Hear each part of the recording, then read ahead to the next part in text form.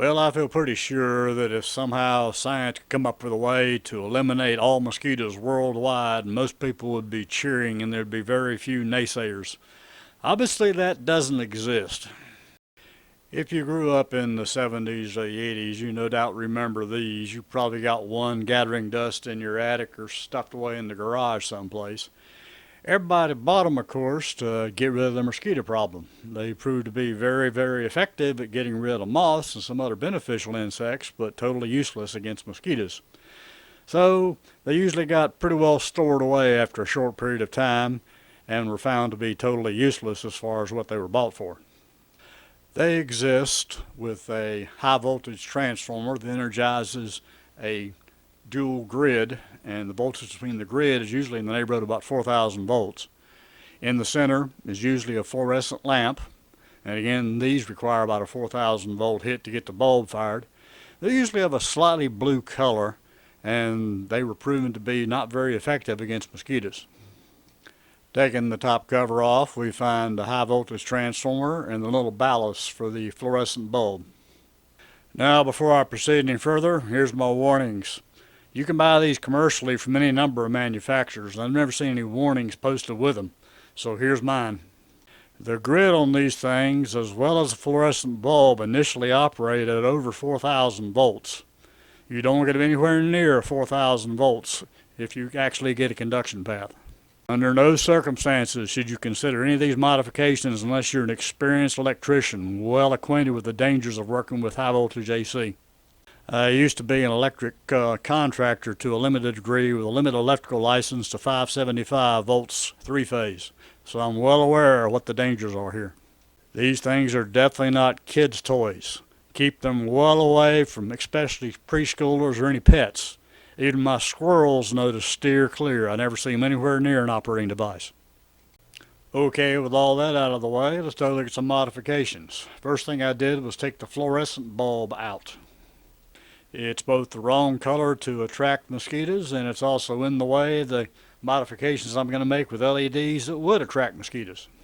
The next thing is to modify the top cover. It's originally secured with 4 sheet metal type screws. I took the screws out, drilled the holes out slightly, tapped them to 1024, and then I had some knurled knobs around. It would make taking the cover on and off very easy. I made this modification because I knew the screws would eventually break out the plastic if I continued to use them that way, and the fact that I have to go in and out constantly to check the trap and see what's actually in the trap, as well as make settings changes to change the frequency on the LEDs that we're going to look at shortly. The next step was to find a bowl that could be dropped into the bottom of the trap housing. This allows for both a lure and a place to catch the dead insects. Next, I found an identical bowl, cut the bottom out of it to fit tightly against the outer grid of the trap, and then it drops directly over top of the other one, making an effective seal, so any bugs that get into the trap must pass the grid. Okay, let's look at my electrical schematic for my mosquito attractor. Mosquitoes are attracted to motion, which of course is a very broad term that deserves plenty of experimentation. In my case, what I have here is a 556 timer that has 4 separate LEDs. The LEDs are paired, one 470 nanometer LED with one cool white LED, which approximates daylight, on each timer on an alternate basis. That gives each LED an approximate 50% duty cycle. That means each side of the timer first flashes the 470 nanometer blue LED, and then approximately a half second later it flashes the cool white LED for a half second. And again, these times are adjustable. I can set them wherever I want to set them, with the low range being around 1 cycle per second. Now, during daylight hours, there's definitely not much to see. Of course, it's hard to see flashing LEDs in the bright sunshine. At night, different story. My next door neighbor looked out her window, didn't see the device operating on the back table, and thought for sure there was a police car in the neighborhood, and asked me about it the next day. Okay, here's what it looks like with all the modifications under the cover. The actual unit itself is installed in parallel with the high voltage transformer, with the wire nuts being the joining factor. A two-prong AC receptacle powers a iPhone style charger to give me my 5 volts in a type A format. Then a cable from the type A goes to a 5.5 by 2.1 millimeter power plug, which actually connects to the board. As indicated in the schematic, each side of the 555 is adjustable on its own merits, and the minimum frequency is around 1 Hertz. The LED connections themselves, as you see, are socketed, so I can change out the LEDs fairly quickly. I went ahead and used electrolytic capacitors as timing capacitors since I'm not the least bit really concerned the timing may vary slightly in the LED flashing, and that could actually be a benefit in attracting mosquitoes. Of course, that remains to be determined by experimentation.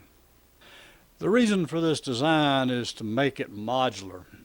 This obviously lets me take out the little board so that I can make easy changes in it, like changing out the capacitors to change the frequencies of the LEDs if I wish to, or I can make minor modifications in the board, or I can power it externally and determine the exact frequency the LEDs are flashing without having to worry about that high voltage transformer being enabled. The Tygon tubing here is used to provide electrical insulation to isolate against that 4,000 volts, and on the inside of the trap there's a bottle that's clear plastic that actually contains LEDs, and again this is done to provide isolation and to make sure an LED doesn't actually get too close to the grid and I'll wind up zapping the timer. Here are two close-up views of the device operating outdoors, and you can see both the white and the blue LEDs flashing. The intended use of this device, of course, is primarily at night, and I don't have any real experience with catching mosquitoes during the daylight hours using this. I've included several links in the description of some of the research that I used to build this device, and I do not in any manner, shape, or form consider this a completed project. There's quite a few things to try for attractants, and there's quite a few things I could do to make the frequency of the LEDs different. I'm going to close this out with some more shots of basically dead bugs. I have no way of knowing, of course, what the species these mosquitoes are. If some of you more expert than I care to make comments, be my guest. I'd love to hear from you. It may help to identify better targeting techniques.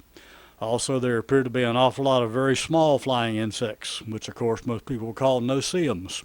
So it does seem to be very effective against them.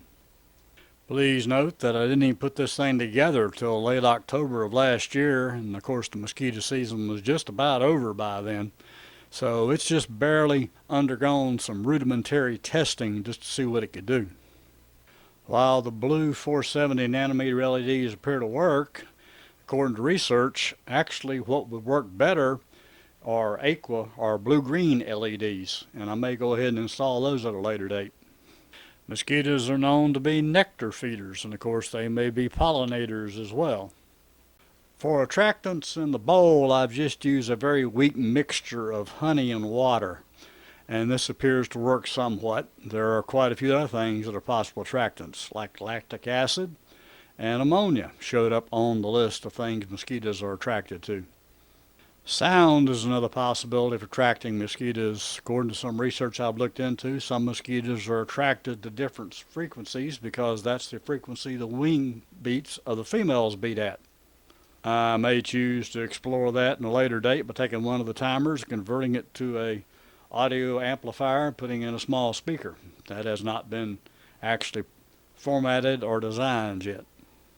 I welcome any comments or design suggestions. Also, if any of you decide to build a device similar to this, I'd love to hear your results. What works in coastal South Carolina may not work in other parts of the country where different species of mosquitoes exist. Different species of mosquitoes might be attracted to different things in different parts of the country. As always, thanks for watching. If you found this interesting and you might even like to make one, drop me a comment. Feel free to make suggestions. I look forward to hearing from you. And please consider subscribing. It definitely helps with the YouTube algorithm. In the future, I look forward to hearing from you. Best regards. Have a great day.